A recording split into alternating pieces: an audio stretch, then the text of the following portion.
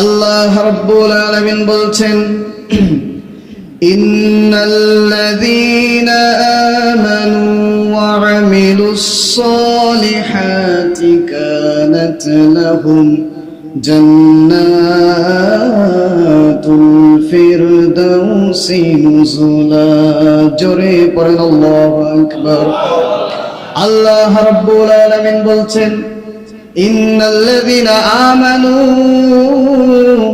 এক নম্বরে যারা ঈমান এনেছে, ওয়া আমিলুস সলিহাত, দুই নম্বরে যারা আমলে সলিহা করেছে, কানাত লাহুম জান্নাতুল ফিরদাউসি নুজুলা, তাদের জন্যই আমি রব আমার জান্নাত আমি তাদের জন্য আমি বাজেট করে রেখেছি। আল্লাহ তাআলা বলছেন, এক নম্বরে যারা ঈমান এনেছে, কি এনেছে? আর হুজুর বলেন, এক নম্বরে যারা ঈমান এনেছে, আর দুই নম্বরে যারা ঈমান আনার পরে যারা ভালো কাজ করেছে, ওয়া আমিলুস সলিহাত, যারা আমলে সলিহা করেছে, নেক কাজ করেছে, তাদের জন্য আমি আমার জান্নাতুল ফিরদাউস আমি বাজেট করে রেখে দিয়েছি। কত বড় একটি কথা!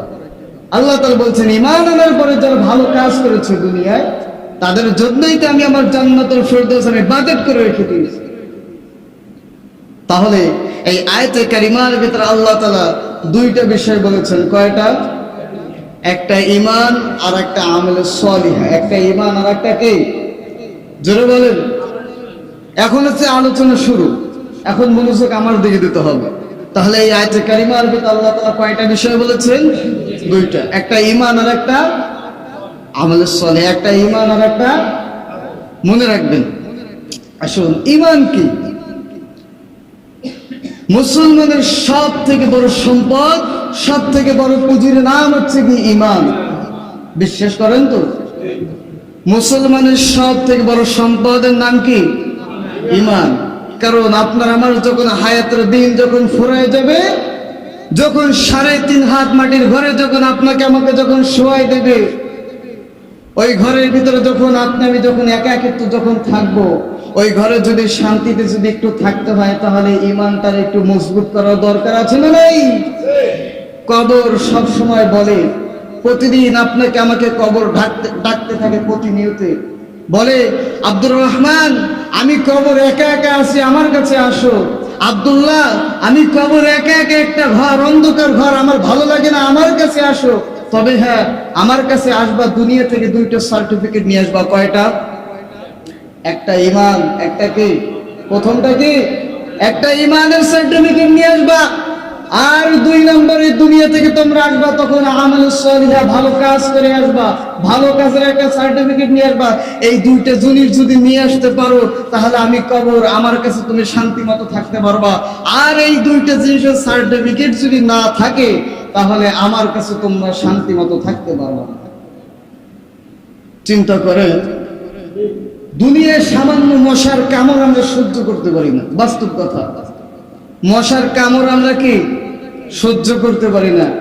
একটা মশার কামড়ের কারণে আমরা রাত্রেবেলা ঘুমানোর সময় মশারি টানাই, ফ্যান চালাই, আবার অনেক আছে বাসায় কয়েল ধরায়। ছোট্ট একটা প্রাণী, ছোট্ট একটা প্রাণী না মশা? এই ছোট্ট প্রাণীর কামড় আমরা সহ্য করতে পারি না।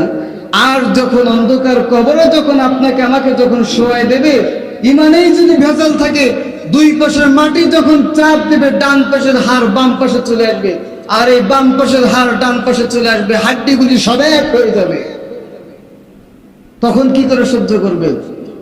তখন কবরের ভিতরে বসে বান্দা চিল্লাবে, ছেলে ডাকবে, ছেলে শুনবে না, বাবারে ডাকবে, বাবা শুনবে না, মারে ডাকবে, মা শুনবে না। যার সাথে 30 বছর 40 বছর সংসার কাটাইলো যে স্ত্রী, ওই স্ত্রীরে ডাকবে, স্ত্রীও শুনবে না। তাহলে ঈমানটাকে মজবুত করার দরকার আছে না নাই? এই ঈমানটাকে যদি আমরা যদি মজবুত যদি করতে পারি, তাহলেই আল্লাহ তাআলা আমাদের জন্য কি রেখেছেন? জান্নাতুল ফিরদাউস রেখেছেন। আমার ভাইরা, ঈমান কি জিনিস শোনেন। নবীজি বললেন, যে ব্যক্তি মুসলমান, একটা মানুষ যখন মুসলমান হবে, মুসলমান হওয়ার পরে এক প্রথম কাজ থাকবে তার ঈমান আনতে হবে। কি আনতে হবে? কেউ যদি মুখে বলে আমি ইমানদার, সে ইমানদার না। মানুষ মুখের জোর দিয়ে সে বলতে পারে আমি ইমানদার, কিন্তু যে প্রকৃতিক পক্ষে আল্লাহর কাছে যদি ইমানদার যদি হওয়া লাগে, তাহলে 6টা বিষয়ের উপর বিশ্বাস রাখা লাগবে। কয়টা? জোরে বলেন কয়টা? 6টা বিষয়ের উপরে বিশ্বাস রাখা লাগবে। একটা ঘটনা শোনাই। সাইয়েদনা জিবরাইল আলাইহিস সালামের একটা ঘটনা শুনেন। আল্লাহর নবী একদিন সাহাবীদেরকে নিয়ে তিনি বসলেন, তিনি কোরআন তালিম করতেছেন, সাহাবীদেরকে নিয়ে দ্বীনি মজলিসে বসে আছেন। হঠাৎ করে সাইয়েদনা জিবরাইল আসলেন মানুষের রূপে এসে তিনি ওই মজলিসে বসলেন।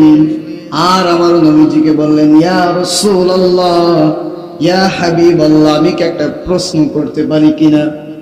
নবীজি বললেন, হ্যাঁ করো।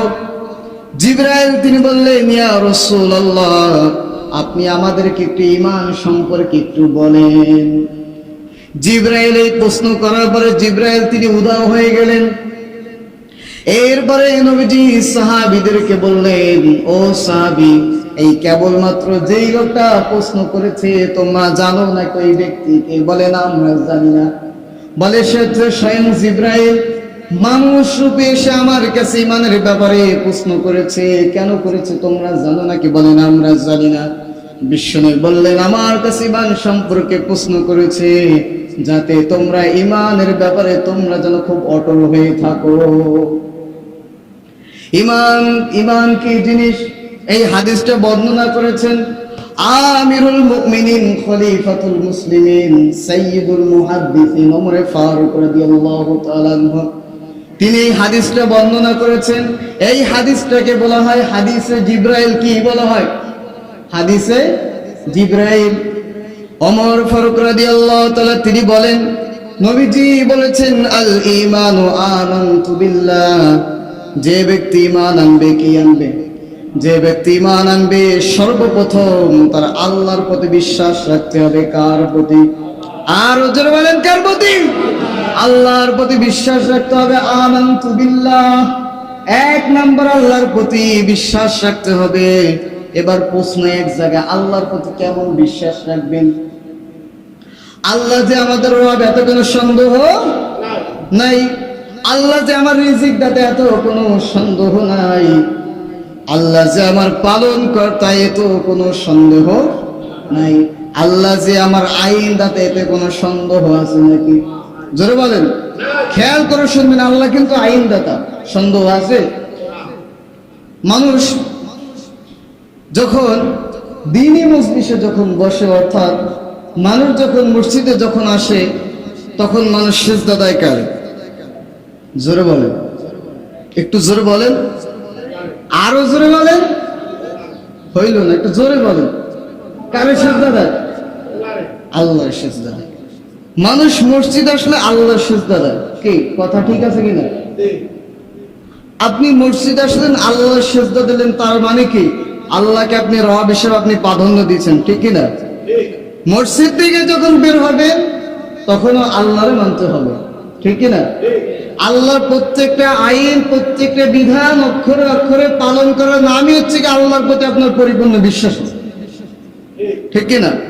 আল্লাহ তাআলা সুদকে হারাম করছে, ঘুষকে হারাম করছে, সুদ ঘুষকে হারাম করছে, আর ব্যবসাকে হালাল করছে। এখন আপনি যদি সুদ খান, ঘুষ খান, তাহলে আপনি কি সীমা লঙ্ঘনকারী হয়ে গেলেন না? আপনি কি আল্লাহর প্রতি কি বিশ্বাসকে আনতে বললেন? জোরে বলেন। আল্লাহর প্রতি যদি বিশ্বাস যদি আনতে হয়, তাহলে আল্লাহর দেওয়া প্রত্যেকটা আইন, প্রত্যেকটা বিধান অক্ষরে অক্ষরে পাই টু পাই মানা লাগবে, কি ঠিক না? আল্লাহর প্রতি যদি আপনার বিশ্বাস যদি থাকে, তাহলে আপনি সুদ খাবেন কেন? প্রশ্ন তো আমার এই জায়গায়। আল্লাহর প্রতি যদি পরিপূর্ণ বিশ্বাস যদি আপনার থাকে, তাহলে আপনি ঘুষ খাবেন কেন? কি প্রশ্ন থাকতে পারে না? পারে কিনা? আল্লাহর প্রতি যদি বিশ্বাস যদি থাকে, তাহলে আপনি দুর্নীতি করবেন কেন? একটা মানুষের অন্তরে যদি তাকওয়া যদি থাকে, পরিপূর্ণভাবে আল্লাহর বিশ্বাস, আল্লাহর ভয় যদি থাকে, তাহলে সেই মানুষ কখনো সুদ ঘুষ খাইতে পারে না। তাহলে ঈমান আনার পরে 1 নম্বর বিশ্বাস রাখতে হবে কার প্রতি? আর ওজোর বলেন কার প্রতি? আল্লাহর প্রতি। 2 নম্বরে নবীজি বলেছেন ও মালাইকাতিহি, 2 নম্বরে ফেরেশতাদের প্রতি বিশ্বাস রাখতে হবে। কাদের প্রতি? ফেরেশতাদের প্রতি। এবার আসুন ফেরেশতাদের প্রতি আপনি কি বিশ্বাস রাখবেন? ফেরেশতাদের প্রতি কি বিশ্বাস রাখবেন? কিছু কিছু বেধর্মী আছে, কিছু কিছু ধর্মাবলম্বী ভাইরা আছে, তারা বলে ফেরেশতারা নাকি আল্লাহর কন্যা সন্তান। নাউজুবিল্লাহ, একটু আসতে পড়েন। আমি আসতে পড়তে বলছি, এর জন্য কেউ নাউজুবিল্লাহ পড়ে না। আপনি চিন্তা করছেন বেধর্মীরা কি বলতেছে? বলতেছে যে ফেরেশতারা নাকি আল্লাহ নাকি কন্যা সন্তান। এই কথাটা শোনার পর আপনার মুখ থেকে নাউজুবিল্লাহ বলতে কষ্ট হয়? কত বড় একটা কথা! তারা বলে ফেরেশতারা নাকি আল্লাহ নাকি কন্যা সন্তান। আসলে কি ফেরেশতারা কি আল্লাহর কন্যা সন্তান? না। ফেরেশতারাও ঠিক আপনার আমার মতো আল্লাহর একজন গোলাম, কিন্তু যে পার্থক্য কি শোনেন? আল্লাহ মানুষকে সৃষ্টি করছেন কি দিয়া? মাটি দিয়া। আর ফেরেশতাদেরকে আল্লাহ সৃষ্টি করছেন কি দিয়া? নূর দিয়া। এই তো আপনারাই ভালো জানেন। ফেরেশতাদেরকে আল্লাহ তাআলা কি দিয়ে সৃষ্টি করছেন? নূর দিয়া। মানুষ সীমা লঙ্ঘনকারী হয়, ফেরেশতারা সীমা লঙ্ঘনকারী হয় না। মানুষ আল্লাহর আইন, আল্লাহর বিধান নিষেধাজ্ঞা করে, আল্লাহর হুকুম অমান্য করে, ফেরেশতারা করে না। তাদের সৃষ্টির শুরু থেকে শেষ পর্যন্ত তারা কখনো আল্লাহর আইন, আল্লাহর অর্ডার ছাড়া কোনো কাজ করে না, কখনো আল্লাহর আইন অমান্য করে না, করবেও না। আল্লাহ রাব্বুল আলামিন অসংখ্য ফেরেশতা তিনি সৃষ্টি করেছেন। এক একটা ফেরেশতাকে তিনি এক একটা দায়িত্ব দিয়েছেন। বান্দার যখন জমিনে ফসলে যখন বৃষ্টির প্রয়োজন হয়, যখন বান্দার রিজিকের দরকার হয়, আল্লাহ তাআলা বান্দার রিজিক আর বৃষ্টি বর্ষণ করার জন্য আলাদা একজন ফেরেশতা বানিয়েছেন। তার নাম হযরত মিকাইল আলাইহিস সালাম। আবার যখন বান্দা যখন ভালো কাজ করবে, ওই ভালো কাজগুলো লিস্ট করবার জন্য আল্লাহ তাআলা একজন ফেরেশতা বানিয়েছে। এই যে আপনি সবার আগে মসজিদে ঢুকলেন, এটা ফেরেশতারা দেখেছে। আপনার এই নেকিটা লেখার জন্য আল্লাহ তাআলা একজন ফেরেশতা বানিয়েছে। আবার আপনি যখন অশ্লীল মন্দ কাজ যখন করবেন, ওইগুলো লিস্ট করবার জন্য আল্লাহ তাআলা একজন ফেরেশতা বানিয়েছেন। তাদের নাম হচ্ছে কি কিরামান কাতিবিন। আবার আল্লাহ তাআলা একজন ফেরেশতাকে বানিয়েছেন, বান্দার যখন সময় যখন হয়ে যাবে, হায়াতের মেয়াদ যখন উত্তীর্ণ হয়ে যাবে, যখন হায়াতের বসি ধরে আল্লাহ যখন উপর দিয়ে যখন একটা টান দিবে, এই জানটা এই রূহটা কবজ করবার জন্য আল্লাহ তাআলা একজনকে বানিয়েছেন। তার নাম কি? মালাকুল মাউত। আবার যখন এই পৃথিবীর মেয়াদ শেষ হয়ে যাবে, কুল্লু মান আলাইহা ফান, যখন এই পৃথিবীটা যখন ধ্বংস হয়ে যাবে, ফান হয়ে যাবে, লয় হয়ে যাবে, ক্ষয় যখন হয়ে যাবে, এই পৃথিবী ধ্বংস করার যখন সময় হয়ে যাবে, কিয়ামতের যখন সময় হবে, আল্লাহ তাআলা সেই কিয়ামত ঘটানোর জন্য আলাদা একজন ফেরেশতা বানিয়েছেন। তার নাম সাইয়েদনা ইসরাফিল আলাইহিস সালাম। আল্লাহ তাআলা এই ফেরেশতাদেরকে দিয়ে তিনি কি করেন? পরিচালনা করেন এই দুনিয়াটা। কি করেন? তাদের নিয়ে কি করে? এটা পরিচালনা করে। কিন্তু যে বেয়াক্কলের দল ইহুদি খ্রিস্টানরা বলে তারা নাকি আল্লাহর সন্তান। বলি নাউজুবিল্লাহ। তাহলে আমাদেরকে 1 নম্বরে কার প্রতি বিশ্বাস রাখতে হবে? 2 নম্বরে কাদের প্রতি? ফেরেশতাদের প্রতি। একটু মনোযোগ দিয়ে শোনেন। 1 নম্বরে কার প্রতি? 2 নম্বরে ফেরেশতাদের প্রতি। 3 নম্বরে নবীজি বলেছেন আকুতুবিহি, আসমানি কিতাবের উপরে তোমাদের বিশ্বাস রাখতে হবে। আল্লাহ তাআলা বলছেন নবী সাইয়েদনা আদম থেকে আমার নবী মুহাম্মদ পর্যন্ত আমি অসংখ্য পয়গম্বর পাঠিয়েছি। প্রায় 3500 মতো আমি নবী রাসূল আমি দুনিয়ায় পাঠিয়েছি। যুগে যুগে এক একটা নবী রাসূলের উপর আমি এক একটা কিতাব নাজিল করেছি। আমি আসমানি কিতাব আমি 104 খানা আমি নাজিল করেছি। তার ভিতরে বড় কিতাব কয়খানা জানেন? 4 খানা। কয়খানা? 4 খানা। এই আসমানি কিতাবের প্রতি আপনার বিশ্বাস রাখতে হবে। যেমন আমাদের নবী মুহাম্মদ আমরা পড়ছি সাল্লাল্লাহু আলাইহি ওয়াসাল্লামের প্রতি আল্লাহ তাআলা এই কোরআন নাযিল করেছেন, ঠিক না? এই কোরআনের ভিতর কি কোনো ভুল আছে? একটা লোক বলেন যে হুজুর এই কোরআনের ভিতর ভুল আছে? আছে? আল্লাহ তাআলা বলছেন এই কোরআনের প্রতি যদি সন্দেহ করো তাহলে তোমার ঈমান নাই। কি নাই? ঈমান নাই। শুধুমাত্র এই কোরআন না, যতগুলো আসমানি কিতাব আছে প্রত্যেকটার প্রতি আপনার বিশ্বাস রাখতে হবে। আল্লাহ তাআলা এই কিতাবের 2 নম্বর সূরা সূরা আল বাকারার শুরুতেই রব্বুল আলামিন বলছেন আলিফ লাম যালিকাল, আপনারাই ভালো বলেন, আল্লাহ তাআলা বলছেন যালিকাল কিতাবুল লা রাইবা ফি, এই কিতাবের ভিতর ভুল তো দূরের কথা একটু সন্দেহ পর্যন্ত কিচ্ছু নাই। যে বই লেখে, যারা লেখক যারা, তারা কিন্তু এমন কোন দলিল দিতে পারে না যে আমার বইয়ের ভিতর কোনো ভুল নাই, কোন লেখক কিন্তু বলতে পারে না। আর আল্লাহ তাআলা এমন একজন লেখক, এমন একজন গবেষক, এমন একটা কিতাব নাজিল করছে, আল্লাহ তাআলা শুরুতেই বলছেন যে এই কিতাবের ভিতর কি কোনো ভুল নাই। এর জন্য নবীজি বলেছেন যে ঈমান আনার পরে 3 নম্বরে আসমানি কিতাবের উপর তোমাদের বিশ্বাস রাখতে হবে। কিসের প্রতি? তাহলে ঈমান আনার পর 1 নম্বরে কার প্রতি বিশ্বাস রাখতে হবে? 2 নম্বরে, 3 নম্বরে কিতাবের প্রতি, আসমানি কিতাবের প্রতি। মনোযোগ দিয়ে শুনেন কিন্তু।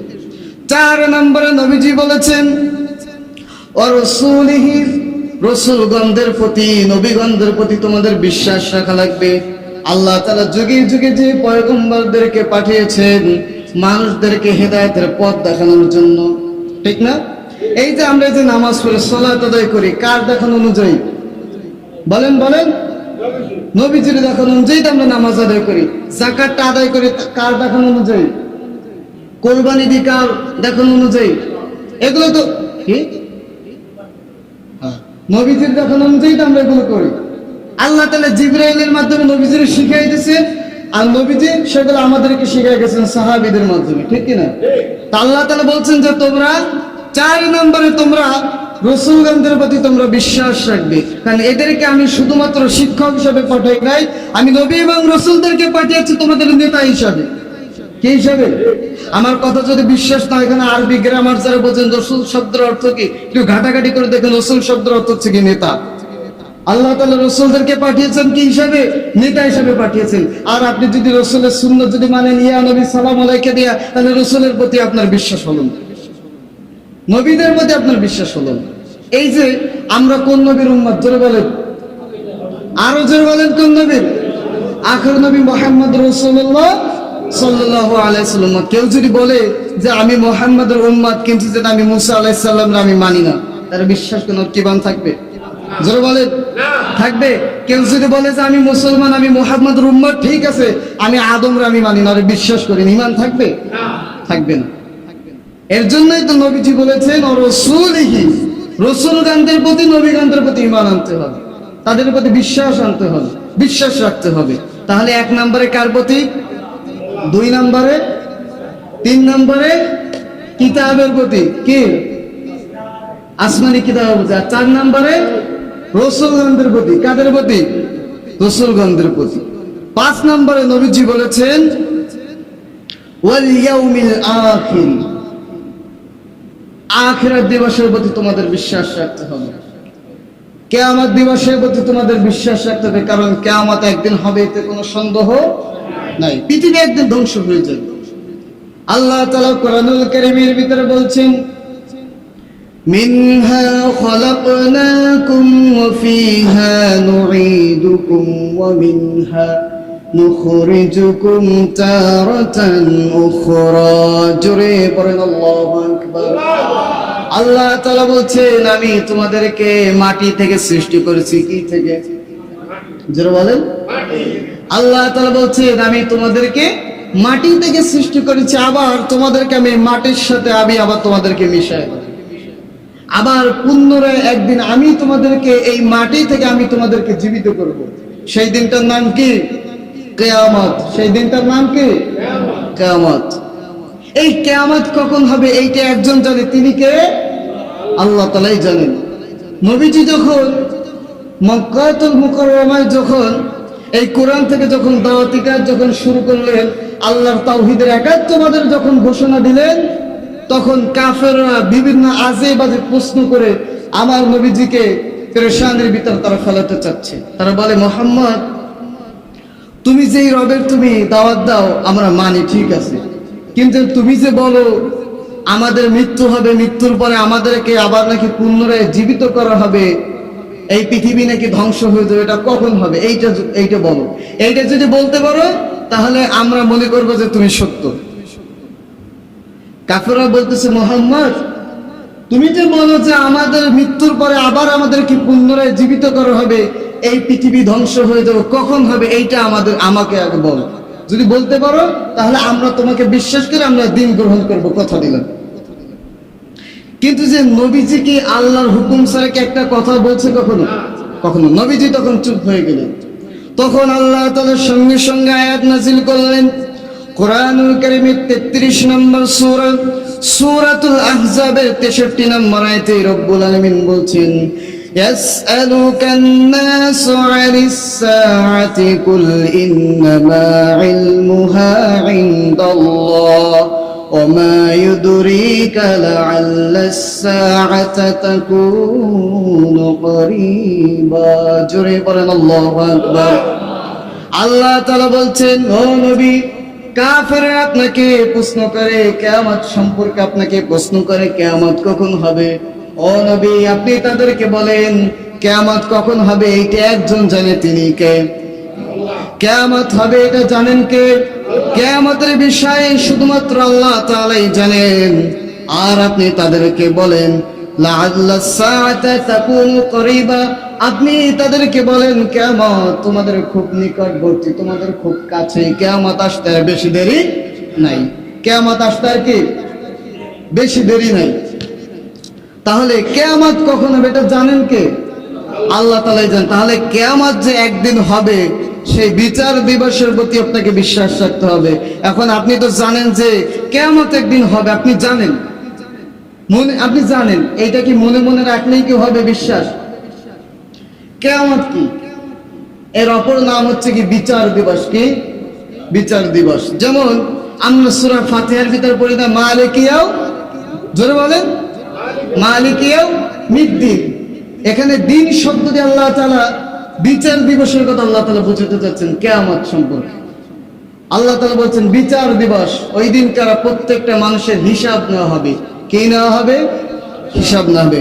ওই দিন কারা যে যতটুকুই ভালো কাজ করবে সে ততটুকুই দেখতে পারবে, যে যতটুকু খারাপ কাজ করবে সে ততটুকু দেখতে পারবে।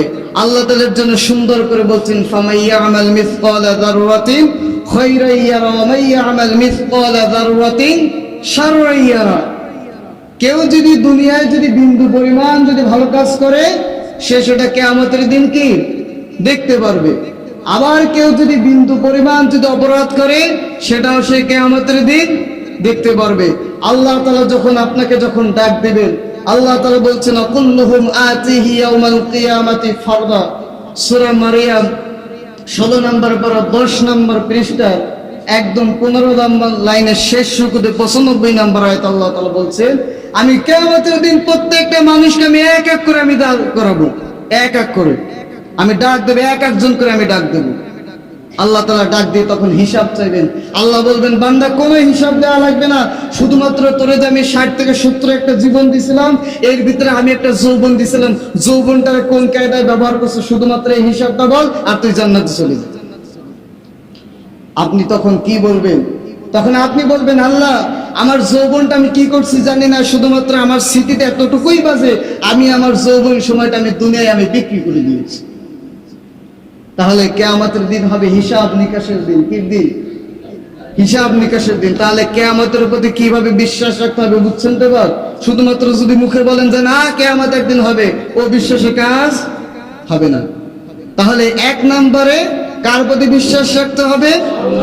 2 নম্বরে ফেরেশতাদের প্রতি, 3 নম্বরে আসমানি কিতাব সমূহের উপর, 4 নম্বরে রাসূলদের প্রতি, 5 নম্বরে কিয়ামত সম্পর্কে বিশ্বাস রাখতে হবে। নাম্বার 6, শেষ নাম্বার, বিশ্বাস রাখতে হবে